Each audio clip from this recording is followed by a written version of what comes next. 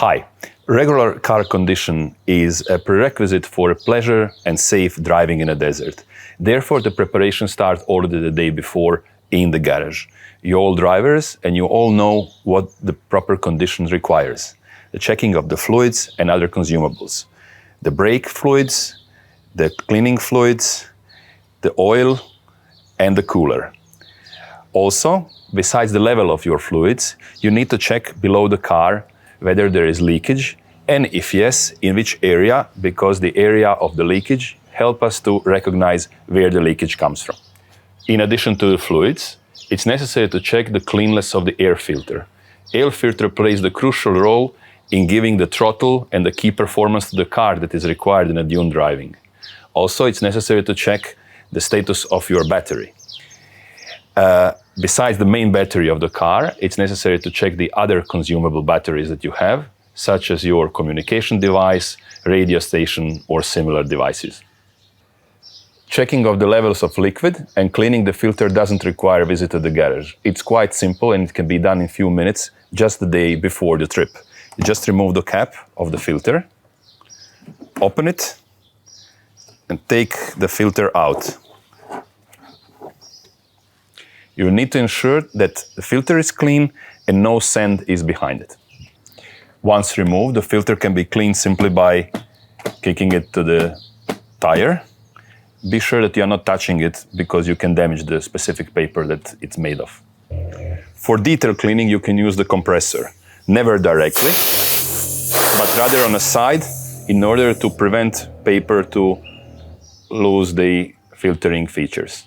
As expected, driving in a desert may occur with lots of sand debris inside the filter, which we are going to clean in a second.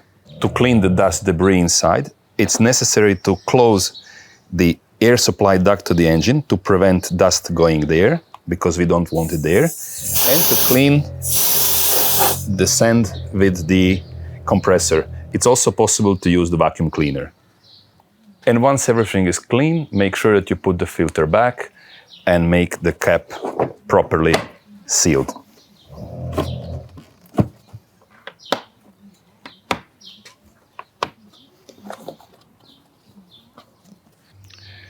One of the key safety features of the car are the towing points.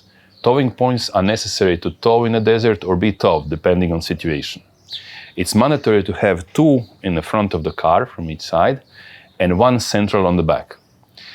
Because it's very, very important to have them centrally to prevent rolling, desert fellas would not do any compromises on this, and I would strongly recommend to check whether the towing points are properly installed. Most of the current cars, originally provided from the factory, are having them on the level that satisfy requirements. However, if some alternations are done, maybe it looks fancy, but doesn't necessarily meet the functionality requirements.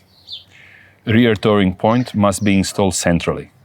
The one on the side may eventually serve the purpose.